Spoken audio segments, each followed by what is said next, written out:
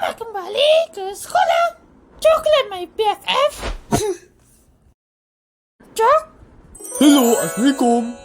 Waalaikumsalam. Woi, Upin, tolonglah aku. Dia tak dengar kot.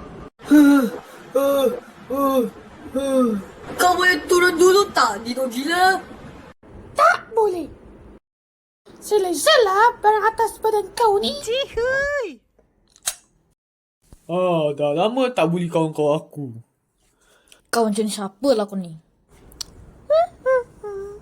Kau tengah craft apa ni? Jadi rumput.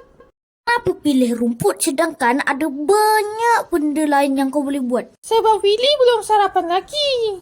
Nak satu juga? Aku pun. Murid-murid, sila duduk di kursi anda. Andai kamu semua. Pak Samad, buat apa kat sini? Nama aku bukan Pak Samad. Nama aku Pak Samad AI. Sama je lah, bah. LOL lol. Jap. Mana yang lain? Masuk Luchan, Ipin, JV, Lily dan lain-lain ke mana? Yelah, mana adik aku? Oh, korang tak tahu lagi ke? Tak tahu. Sekarang kan sistem pendidikan kita kan dah berubah. Ya Allah, maksudnya Pak Samad? Maksudnya diorang dah diasingkan dengan kelas lain. Maksudnya Pak Samad? Diorang diasingkan dengan korang lah. Sebab pendidikan kita dah menggunakan sistem darjah dan tingkatan. Apa benda darjah dan tingkatan ni? Balik rumah kau tanyalah mak ayah kau. Dah tu macam mana ni?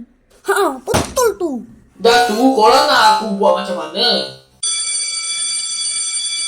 Okey, sekarang waktu lihat. Masa untuk makan. Bismillah. Oi, bukan makan kat sini lah. Habis tu nak makan kat mana? Makan kat kantin lah. Kantin?